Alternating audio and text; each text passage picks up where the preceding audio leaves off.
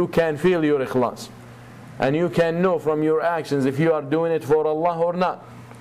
So we don't need to go and drag into those complications. So تِلْكَ عَاجِلُ بُشْرَ الْمُؤْمِنِ. So people praise someone because he's doing something good and his intention is Allah subhanahu wa ta'ala, he feels good about it, then this is inshallah in advance good news for him. This is good news for him in advance. Just continue on it and proceed with it and ask Allah subhanahu wa ta'ala for الثبات. ويقول النبي صلى الله عليه وسلم ما من عبد إلا وله صيت في السماء فإن كان صيته في السماء حسنا كان صيته في الأرض حسنا وإن كان صيته في السماء سيئا كان صيته في الأرض سيئا. The Prophet صلى الله عليه وسلم said, every human being has a reputation in the heavens. In Sama, he has a reputation. If his reputation is good in the heavens, then his reputation will be good in earth. And if his reputation is bad in the heavens, then in the heavens, that means you know with whom. You know your reputation good or bad with whom. When we say in the heavens, that is with Allah subhanahu wa ta'ala and the angels. So if your reputation is good with Allah and with the angels in the heavens, then your reputation in earth will be good. And if your reputation is bad there, then there is nothing in the world can make it good here. Nothing. So be aware of that and question yourself. If you hear, as they said, if you hear it from one, then maybe he doesn't know. And then you hear it from two, it might be a coincidence. But you hear it from 3 and 4 and 5, then definitely something to check. Something to check. So wherever you go and wherever you turn your face, east or west, you find people talking bad about you. That doesn't mean all of them are wrong. At least something for you to evaluate. Something for you to check. And ask yourself, why my reputation is like that? And what is it that these people are criticizing me for? So very important. And do not ignore these things. And do not neglect it. If you are in the truth and you are good, and the answers you come up with, and you consult with the people of knowledge and the people with wisdom and hikmah, and who can tell you and advise you, and then at the end you realize that you're not doing anything wrong, then fahmadillah, alhamdulillah. All these people talking bad about you, they're just giving you gifts from their good deeds. But once you hear it right and left, people talking bad about you, something for you to ponder upon and to reflect and to try to check. Maybe you're wrong. Maybe there is something wrong with you. And how many only wise people can evaluate themselves and can accept and admit that there is something wrong with them. So be aware of that.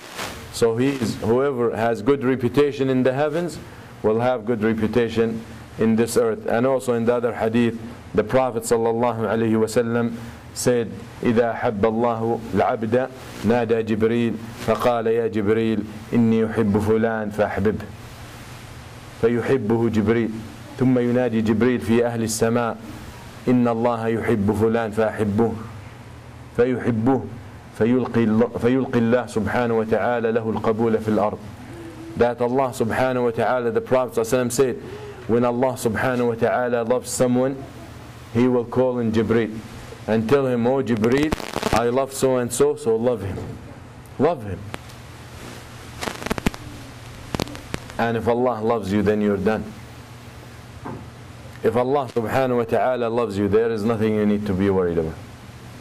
If Allah subhanahu wa ta'ala loves you, that's it. You are a successful person. You won. So Allah will tell Jibreel, I love so and so, so love him. So Jibreel will love him. Because the malaika only do what they're being commanded. Then Jibreel will call in the inhabitants of heavens, to the angels in the heavens, Allah subhanahu wa ta'ala loves so and so, so love him. So they all will love him. Then Allah subhanahu wa ta'ala will throw the acceptance for this person in earth. Allah will throw the acceptance for this person in earth. So very important you evaluate yourself and you know exactly where you stand. But the bottom line, the bottom line is the good bushra, when you do something for the sake of Allah subhanahu wa ta'ala, and you know that it's for Allah, and you might be praised for it, and you might like it, know that it's still ka'ajil bushra al-mu'min. Know that this is inshallah good news from Allah subhanahu wa ta'ala for you, and you should not, and it should not be, and you should not allow the shaitan to come into your mind and to your head trying to convince you to stop. Because then indeed you are committing riyah. Then indeed you're falling into this shirk al-asghar or shirk al-khafi. When you are about to do something for Allah and you know yourself, and then the shaitan comes and convinces you that people gonna praise you, people gonna admire you, and you might fall into shirk, and you might fall into riyah. So he's trying to convince you not to do it. Then indeed you had fallen into the riyah. For example, you get up, start making wudu, and you say, I want to go pray in the masjid.